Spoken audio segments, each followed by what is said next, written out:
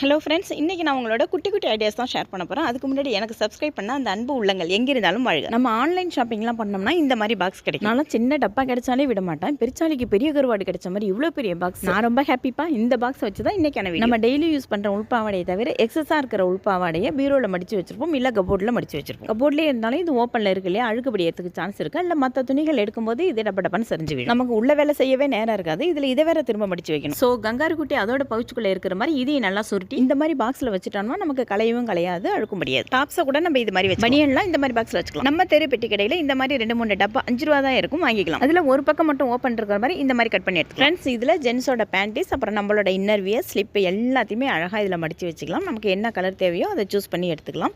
அது மட்டும் இல்லை, நம்ம இதில் கர்ச்சீஃப் கூட அழகாக அடுக்கி வச்சுக்கலாம். இதை கபோர்டில் வைக்கும் போதே பார்க்கறதுக்கு அவ்வளோ அழகாக நீட் அண்ட் டைடியாக இருக்கும். அதே நேரத்தில் நம்ம என்ன கலர் வேணுங்கிறதையும் அப்படியே நம்ம சூஸ் பண்ணி எடுத்துக்கலாம். கலையவே கலையாது, டஸ்ட்டும் படியாது. இந்த ஐடியா பற்றின கருத்துக்களை கமெண்ட்டில் சொல்லுங்கள்.